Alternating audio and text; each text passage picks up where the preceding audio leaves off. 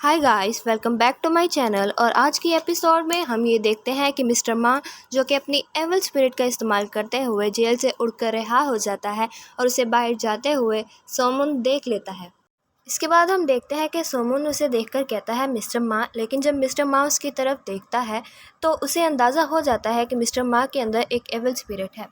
तो सोमुन मिस्टर मा से पूछता है कि ये क्या चल रहा है। तो मिस्टर मा उसे कहता है कि मैं अपने पास्ट में नहीं जा सकता।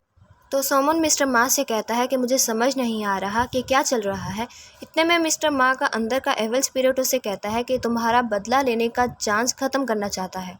तो सोमन मिस्टर मा से कहता है कि हमें इस एविल स्पिरिट को निकालने की ज़रूरत है और मुझे तुम्हारी मदद करने दो, मैं ये कर सकता हूँ। इतने में मिस्टर मा का अंदर का एविल स्पिरिट सोमन पर हमला कर देता है और बैरियर्स की मदद से एक पिंजरा बनाकर उसे उसमें कैद कर देता है और वहाँ से चला जाता है। बाकी के दो एविल स्पिरिट जो कि मिस्टर मा को जाते हुए देखते हैं, कहते हैं कि ये लगता है कि मिस्टर मा और सोमुन की दोस्ती का इख्तिताम है। और फिर उसके बाद हम देखते हैं कि हना मिसिस चू और यो इंसू को ये बताती है कि मिस्टर मा को एक एविल स्पिरिट ने अपने काबू में कर लिया है। ये सुनकर वो कहते हैं कि ये तुम क्या कह रही हो। तो हना उन्हें कहती है कि मुझे इस बात का यकीन है और वो अभी अभी जेल से भाग गया है। इसके बाद वो सब मिलकर गाड़ी में बैठते हैं और वहाँ चले जाते हैं जहाँ पर मिस्टर पार्क का इलाज हो रहा होता है। तो जब वो वहाँ पहुँचते हैं तो यूं इंसो कहता है कि मुझे यहाँ पर कोई भी इविल स्मेल नहीं आ रही है। तो इस पर सोमन कहता है कि मिस्टर मा ने कहा था कि वो अपना बदला ज़रूर लेगा। फिर उसके बाद मिस्टर मा की वालिदा को पता चलता है कि उसका बेटा जेल से भाग गया है और पुलिस वाले उन्हें कहते हैं कि अगर आपका बेटा वापस आए तो हमें ज़रूर बताइएगा। फिर उसके बाद पुलिस वाले मिस्टर मा के घर के बाहर गाड़ी में बैठ जाते हैं और उसके आने का इंतज़ार करने लगते हैं। फिर उसके बाद हम देखते हैं कि मिस्टर मा अचानक से अपने घर में आ जाता है और उसकी माँ उसे देखकर पूछती है कि बेटा तुम्हारे चेहरे को क्या हुआ है। तो वो आगे से कहता है कि माँ मैं तुम्हें देखने आया हूँ। तो उसकी माँ आगे से कहती है कि बेटा तुम ऐसा क्यों कर रहे हो। तो वो आगे से कहता है कि माँ मैं तुम्हारे हाथ की किमची जियोन खाना चाहता हूँ। जब उसकी माँ किमची जियोन बनाने जाती है तो वो पीछे से छुपकर घर से बाहर चला जाता है। लेकिन जब वो बाहर निकलता है तो पुलिस वाले उसे देख लेते हैं और उसे खुद को सरेंडर करने को कहते हैं।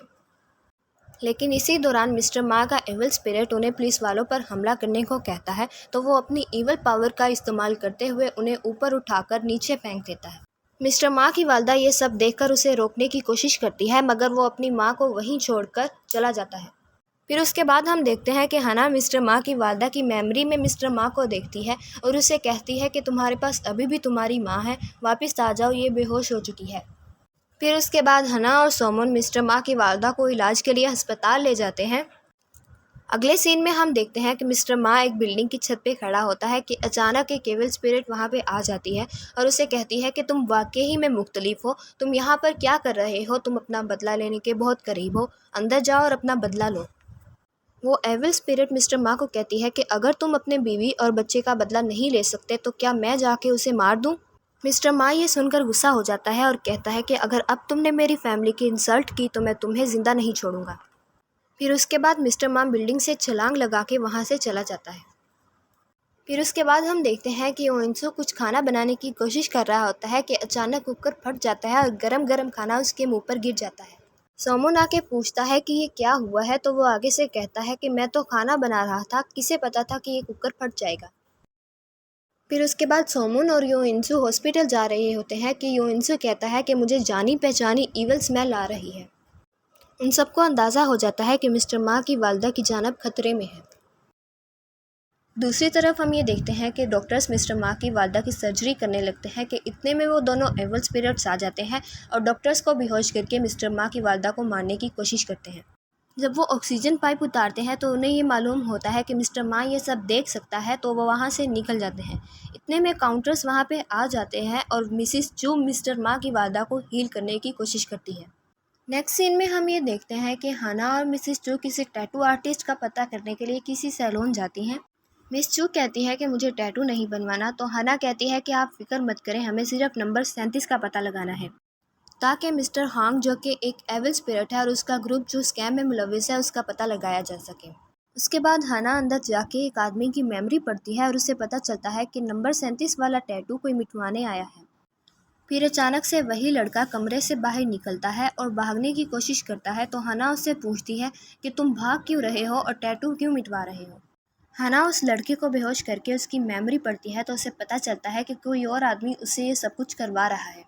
नेक्स्ट सीन में हम ये देखते हैं कि मिस जो परेशान बैठी ये सोच रही होती है कि कैसे आज से 9 साल पहले उसने एक हाई स्कूल के स्टूडेंट को कुछ बुली से बचाया था और वो लड़का बहुत ही ज़्यादा ज़ख्मी था और मिस जो ने अपनी हीलिंग पावर का इस्तेमाल करते हुए उसका इलाज भी किया था। नेक्स्ट सीन में हम ये देखते हैं कि मिस्टर मा मिस्टर पार्क पर हमला करने लगता है तो मिस्टर पार्क उसे कहता है कि मुझे कुछ भी याद नहीं, लेकिन मिस्टर मा का एविल स्पिरिट दोबारा जाग जाता है। वो मिस्टर पार्क को गर्दन से पकड़ लेता है और बोलता है कि तुमने मेरी बीवी को मारा, इसलिए मुझे भी तुम्हें मारना चाहिए।